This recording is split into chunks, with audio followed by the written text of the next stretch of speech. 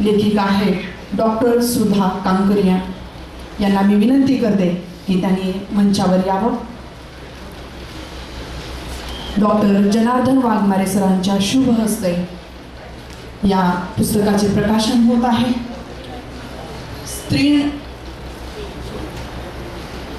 स्त्री भ्रूण हत्येसंदर्भात स्त्री जन्माचे स्वागत करा या चळवळीच्या प्रणेत्या डॉक्टर सुधा कांकरिया यांनी गोडुलीस लिहिलेल्या पत्रांचा हा संग्रह म्हणजे प्रगल्भ मातेने तारुण्याच्या उंबरट्यावर पाऊल ठेवलेल्या लेकीसी केलेले, मायेने ओथंबलेले आणि सुविचाराने दरवळलेले प्रेमळ हितगुज आहे.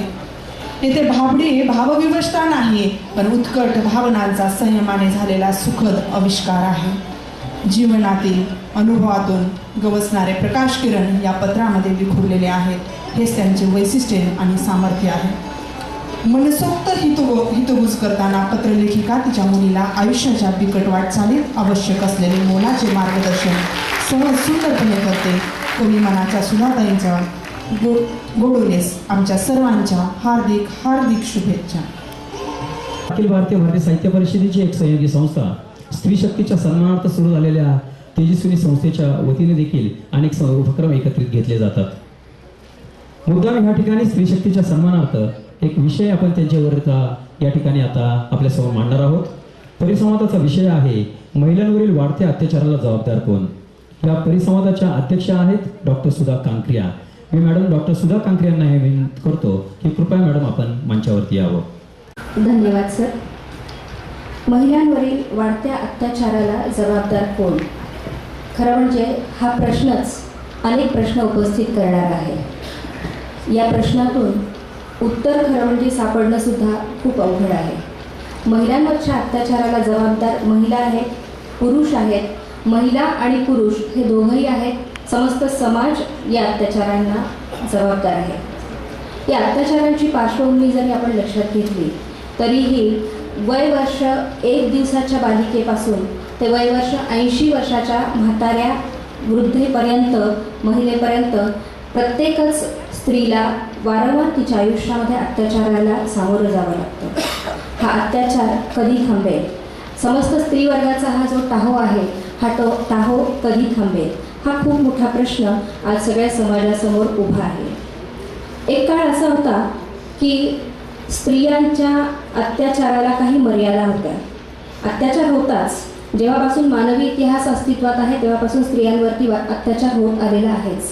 पण आता या अत्याचाराचं स्वरूप बदललं आहे आणि या बदलत्या स्वरूपामध्ये आपल्याला उपायसुद्धा बदलणं, या अत्याचाराला थांबवण्यासाठी प्रतिबंधात्मक उपाय शोधणं ही आजच्या काळाची खरी गरज आहे.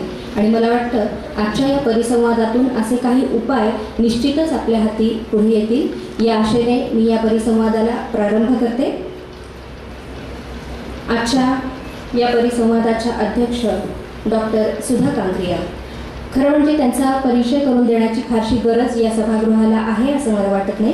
पण तरीही काही वेळेला आपल्याला समोर व्यक्ती माहिती असते पण त्या व्यक्तीचं कार्य माहिती नसतं आणि म्हणून एक औपचारिकतेचा भाग म्हणून मी त्यांचा परिचय थोडक्यात आपल्यापुढे मांडते आहे.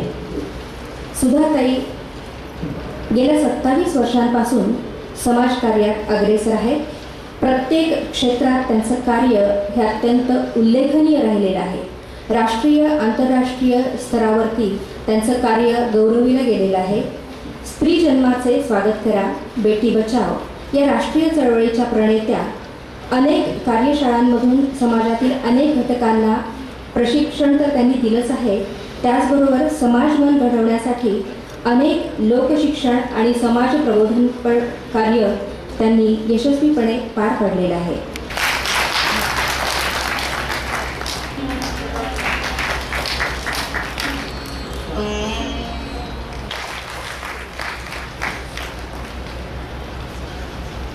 परतणारी स्त्री घरी परतत नाही, परतते कामाकडे.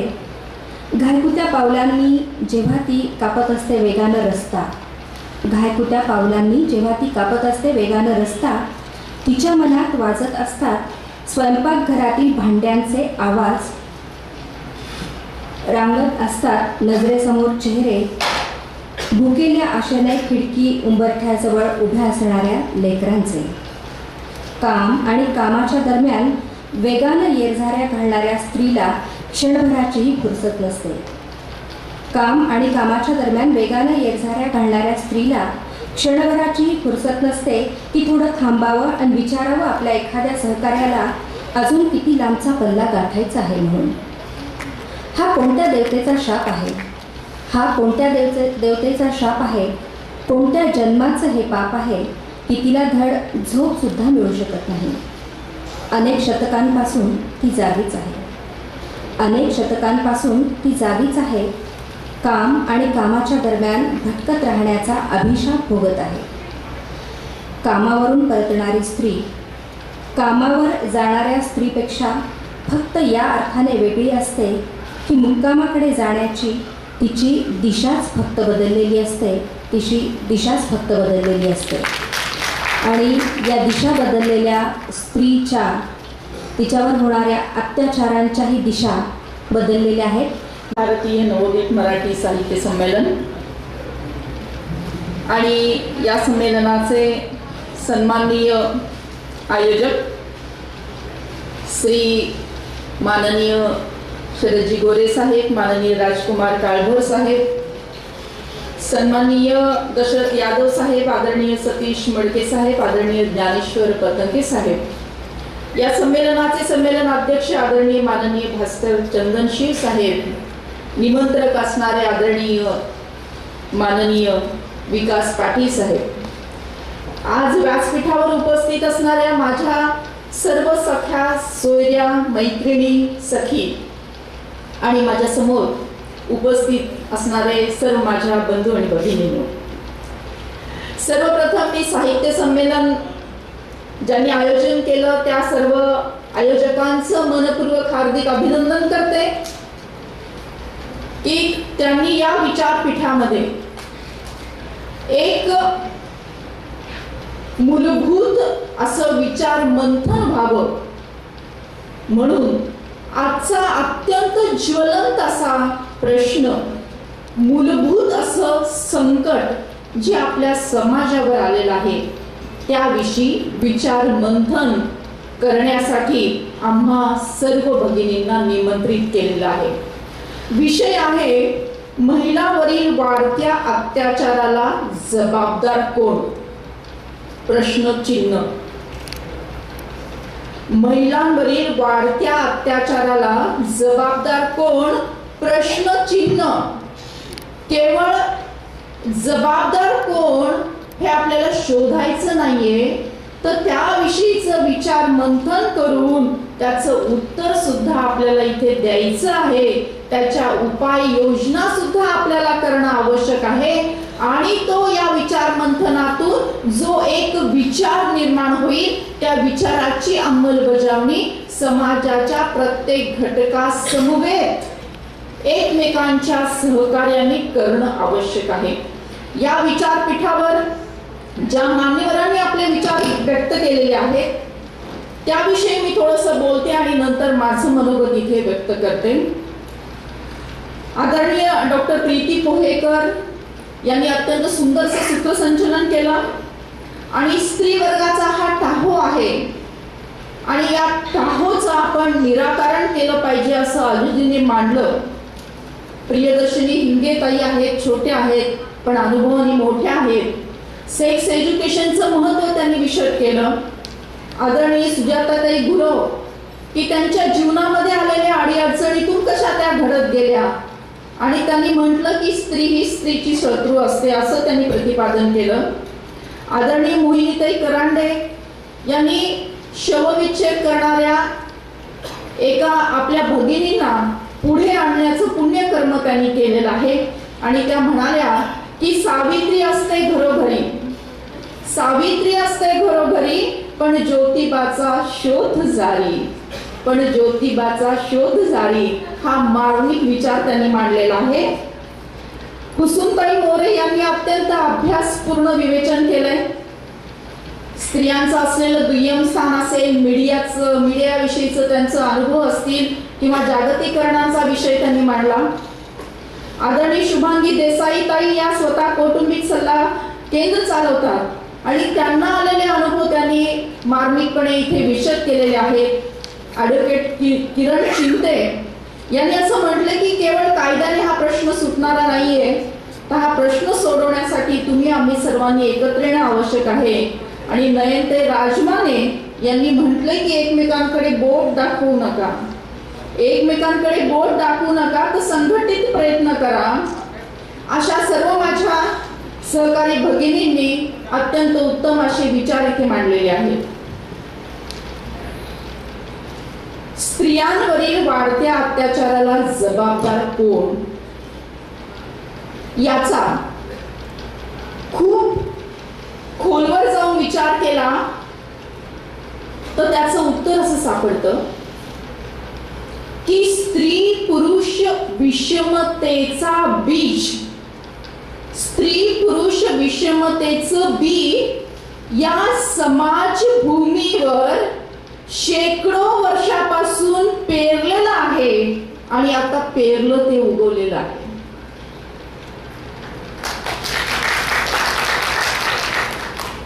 स्त्री पुरुष समानतेचं बीज पेरलेलं नाहीये, स्त्री पुरुष विषमतेचं बीज या समाजाच्या भूमीवर, या समाजाच्या मनावर पेरलं गेलेलं आहे आणि जे पेरलं तेच उगवणार आहे. कर्म जैसा करोगे फल वैसा ही पाओगे, कर्म जैसा करोगे फल वैसा ही पाओगे, नीम बोने वालों को आम कैसे मिलेंगे, नीम बोने वालों को आम कैसे मिलेंगे. निसर्गाचं तत्व आहे, पेराल तेच उगवणार आहे. आपण कडुलिंबाचं बी पेरलं तर कडुलिंबाचंच झाड उगवणार आहे, कडुलिंबाचीच फळं लागणार आहेत. आंब्याचं बी पेरलं तर आंब्याचं झाड उगवणार आहे आणि आंब्याचीच मधुर फळं लागणार आहेत. मग आपण बी कुठलं पेरलेलं आहे, समाज मनाच्या भूमीमध्ये स्त्री पुरुष विषमतेचं बी पेरलं गेलेलं आहे. शेकडो वर्षापासून हे बी पेरलंय, ते उगवलेलं आहे आणि ते उगवण्यासाठी खत पाणी या मीडियानी खत पाणी घातलेलं आहे, विभक्त कुटुंब संस्थेने खत पाणी घातलेलं आहे, संस्काराच्या अभावाने खत पाणी घातलेलं आहे, समाजामध्ये निर्माण होणाऱ्या विषमतेने खत पाणी घातलेलं आहे, स्त्री भ्रूण हत्येने खत पाणी घातलेलं आहे. या सगळ्या व्यवस्थेने खत पाणी घातल्यामुळे हे झाड, विषमतेचे झाड इतकं तरारून वरती आलेलं आहे की आज म्हणजे मला शरम वाटते सांगायला की आजची स्त्री ही स्वतःच्या कुटुंबात तरी सुरक्षित आहे का. परवा पेपर मध्ये वाचलं, एका वडिलांनी स्वतःच्या लेकीला त्रास दिला, एका भावाने आपल्या बहिणीला त्रास दिला.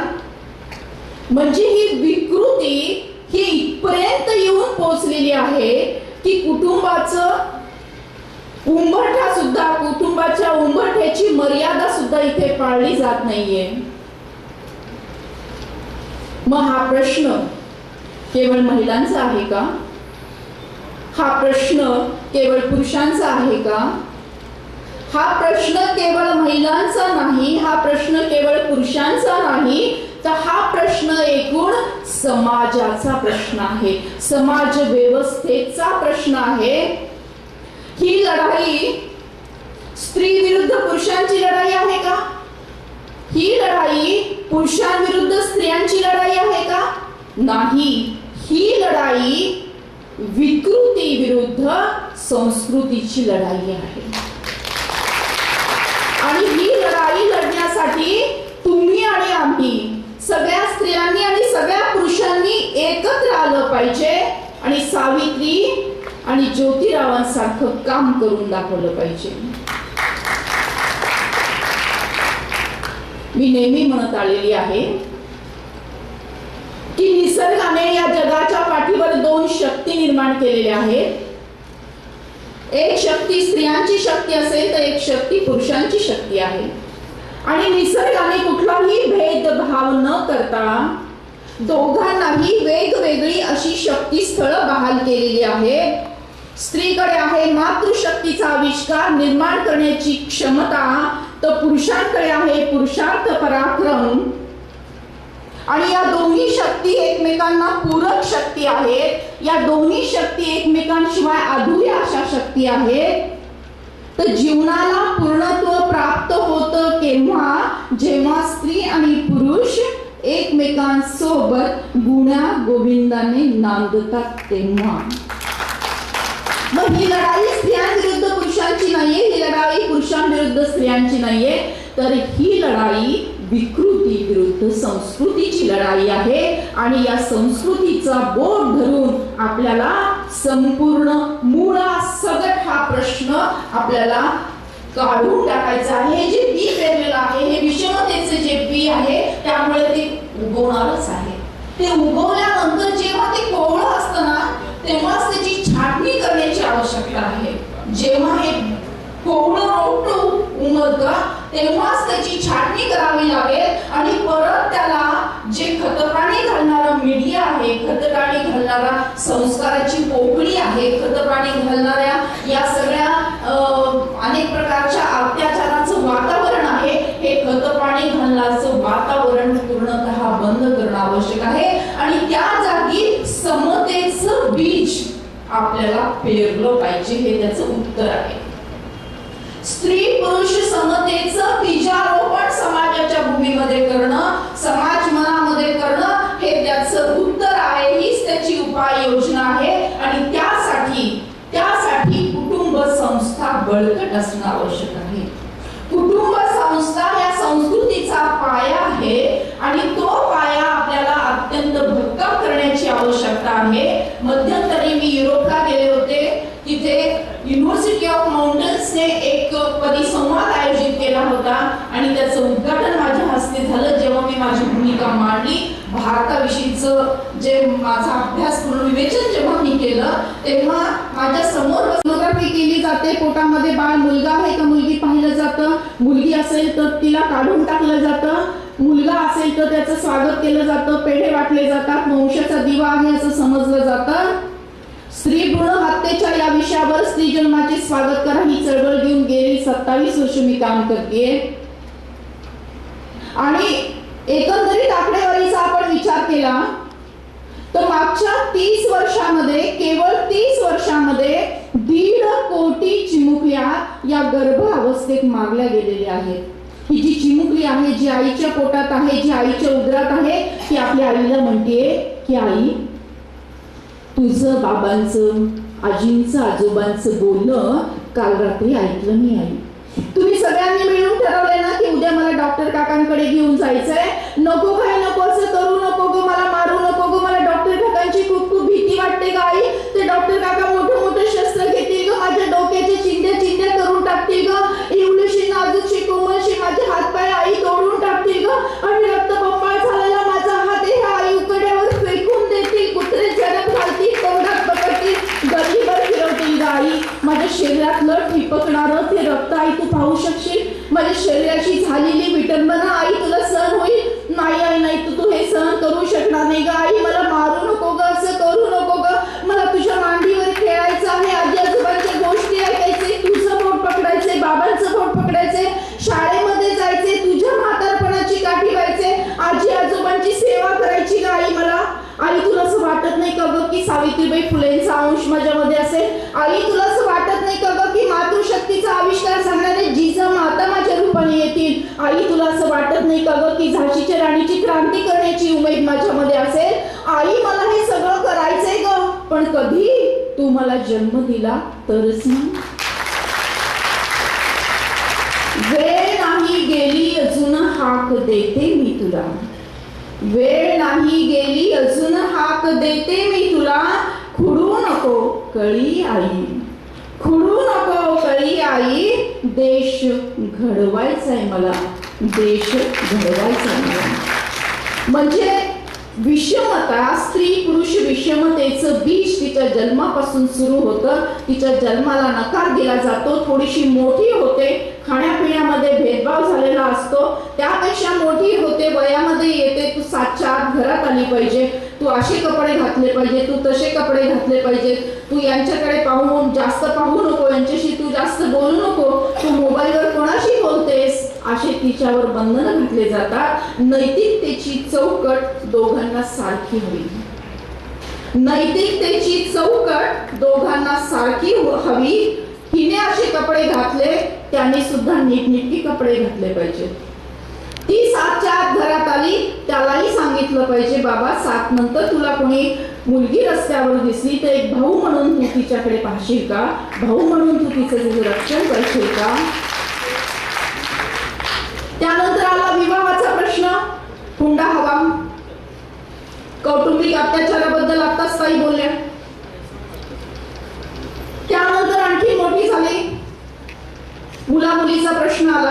म्हणजे जीवनाच्या प्रत्येक टप्प्याच्या प्रत्येक वळणावर विषमतेचे बीज आपल्याला आजूबाजूला पेरलेलं दिसत आहे. मग हे विषमतेचे बीज आपल्याला उपटून काढलं पाहिजे आणि समतेची बीज आपल्याला पेरलं पाहिजे. निसर्गाने समता दिलेली आहे, भारतीय संस्कृतीने समता दिलेली आहे, कायद्याने समान हक्क दिलेले आहेत, समान संधी दिलेली आहे, समान अधिकार दिलेले आहेत आणि ही समानता आता समाजामध्ये रुजली पाहिजे. त्याचं बीजारोपण झालेलं पाहिजे. निसर्गाने सुद्धा समानता जपली आहे. निसर्गाने दोघांना वेगवेगळी शक्ती स्थळं दिलेली आहेत. तो पुरुष असेल तर ती स्त्री आहे. तो म्हणजे पुरुष आणि ती म्हणजे स्त्री. तो मंत्र असेल तर ती पूजा आहे. तो मंत्र असेल तर ती पूजा आहे. ती आरती असेल तर तो प्रसाद आहे. तो मेंदू असेल तर ती बुद्धी आहे. तो विचार असेल तर ती कृती आहे. तो माणूस असेल तर ती माणुसकी आहे. तो संस्कार असेल तर ती संस्कृती आहे. तो दसरा असेल तर ती दीपावली आहे आणि तो तिळगुळ असेल तर ती संक्रांत आहे. मंत्र म्हटल्याशिवाय पूजा पूर्ण होत नाही. आरती झाल्याशिवाय प्रसाद मिळत नाही. मेंदूमध्ये आवश्यक आहे बुद्धी. विचार केल्यानंतरच घडते एखादी कृती. दसऱ्यानंतर येते दीपावली आणि संक्रांतीचा सण तिळगुळ दिल्या घेतल्या वाचून साजरा होऊ शकत नाही. असं असतं स्त्री आणि पुरुषांचं नातं. एकमेकांसमवेत असेल तर निर्माण होतं पूर्णत्व, नाही तर ते असतं अधुरं अधुरं अधुरं. मग या चळवळीमध्ये स्त्रियांवर होणारे अत्याचार प्रश्नचिन्ह, एक मुद्दाम सर्वेक्षणचा अहवाल मी तुमच्या समोर सादर करते. युनिसेफ तर्फे कौटुंबिक हिंसाचाराच्या अंतर्गत एक प्रश्न सगळ्यांना विचारण्यात आला आणि त्याची टक्केवारी काढण्यात आली. प्रश्न असा होता की पत्नीला मारणे योग्य आहे का?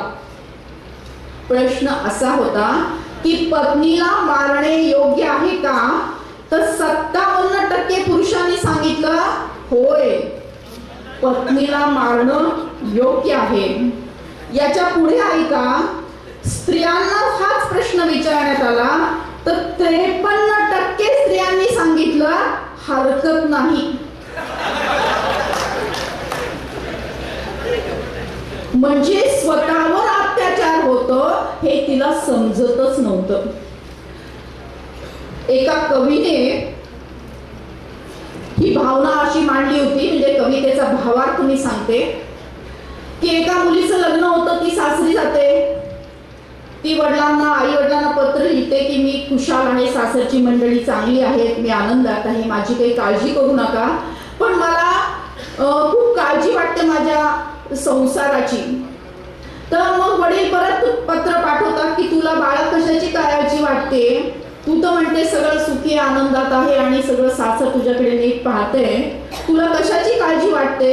तर ती परत पत्र पाठवते, हे सगळं खरं आहे पण मला अजूनपर्यंत यांनी कधी मारलंच नाही, त्यामुळे यांचं माझ्यावर प्रेम आहे की नाही याबद्दल मला डाऊट वाटतो, याबद्दल मला खात्री वाटत नाही. म्हणजे त्या काळामध्ये पतीने पत्नीला मारलं म्हणजेच प्रेम आहे असं एक गैरसमज होता, अशी एक अंधश्रद्धा होती की आज एवढं तरी या व्यासपीठावर हा प्रश्न मांडला जातोय की महिलांवरील वाढत्या अत्याचाराला जबाबदार कोण आणि अत्याचार होतात हे मान्य केलं जातं, हे काही कमी नाही. स्त्री पुरुष समानतेचे बीज आपण समाज मनामध्ये पेरलं पाहिजे. यासाठी लहानपणी होणारे संस्कार आपण दुरुस्त केले पाहिजेत. मुलगा मुलगी भेद न करता विचारांची निर्माण झालेली पोकळी संस्काराने आपण भरली पाहिजे. वयात येणाऱ्या मुलांबरोबर आणि मुलींबरोबर संवादाचे पूल बांधले पाहिजेत. कारण वयामध्ये जेव्हा मुलगा किंवा मुलगी येतात त्यामुळे तारुण्य सुलभ अशा काही गोष्टी त्यांच्यामध्ये बदल होणं स्वाभाविक आहे, नैसर्गिक आहे. परंतु मित्रमैत्रिणी काही वेगळं बोलत असतात, टीव्हीच्या मालिका काही वेगळं दाखवत असतात, इंटरनेटवर आणखी काही वेगळंच पाहायला मिळत असतं. त्यामुळे या तरुण मुलांचं मुलींच्या मनामध्ये एक प्रकारचा गोंधळ निर्माण झालेला असतो आणि त्या गोंधळाला कुठेतरी वाट करण्यासाठी आईनी मुलीची मैत्रीण झालं पाहिजे, वडिलांनी मुलाचा मित्र झाला पाहिजे आणि त्याच्या भावना मोकळ्या करण्यासाठी त्यांना योग्य तो सल्ला दिला पाहिजे. त्यानंतर आपल्याकडे असलेल्या ज्या चालीरीती रूढी परंपरा आहेत त्याची फेर मांडणी केली पाहिजे. आपल्याकडे चालीरीती कशा आहेत? मुलगा होण्यासाठी नवस बोलला जातो, नवरा मिळण्यासाठी व्रत केलं जातं, तो नवरा टिकण्यासाठी उपवास केला जातो, हाच नवरा साथी जन्मोजन्मी मिळावा म्हणून आणखी काही केलं जातं. म्हणजे हे सगळे व्रत वैकल्य, हुंड्याची चालीरीती, बालविवाहाची जुनी परंपरा या सगळ्यांची आता फेर मांडणी करण्याची आवश्यकता आहे आणि त्यासोबतच कुटुंब संस्था बळकट होणं खूप खूप खूप आवश्यक आहे. या 4 गोष्टीवर आपण काम केलं, समतेचे विचारोपण जर आपण समाज मनामध्ये केलं तर हा प्रश्न सुटू शकतो. हा प्रश्न वर मलमपट्टी करून सुटणारा नाहीये. हा प्रश्न फक्त वैयक्तिक अत्याचाराला वैयक्तिक प्रतिकार करून सुटणारा नाहीये, तर मुळाशी जाऊन एकंदरीतच विषमतेचे बीज उपटून काढून फेकून देणं, त्या जागी समतेचे बीज पेरणं आणि तसंच खत पाणी समतेच्या विचाराचं त्याला घालणं हे खूप आवश्यक आहे. आपण आता एक प्रार्थना म्हणूया, एक छोटी शपथ घेऊया आणि मग याचा समारोप करूया. तत्पूर्वी स्त्री जन्माचे स्वागत करा हे पुस्तक जे आता मी गर्भातून जी मुलगी बोलते त्याच्या काही नाटिका, त्यानंतर आज जे प्रकाशित झालेलं पुस्तक आहे 2री आवृत्ती प्रिय गोडुलीस. ऍक्च्युली जो दिल्लीचा प्रसंग झाला आणि ती विकृत गोष्ट घडली त्यावेळेस ही पुस्तकाची निर्मिती झालेली आहे. कुटुंबामध्ये, समाजामध्ये महिलांना कशा पद्धतीने सुरक्षित ठेवता येईल याचा उपापोह त्या पुस्तकामध्ये झालेला आहे. ही दोन्ही पुस्तकं आपल्यासाठी उपलब्ध आहेत. भारत माझा देश आहे, सारे भारतीय माझे बांधव आहेत, माझ्या या देशात स्त्री पुरुष समानता नांदावी, यासाठी मी सदैव प्रयत्न करेन. स्त्री एक महान शक्ती आहे,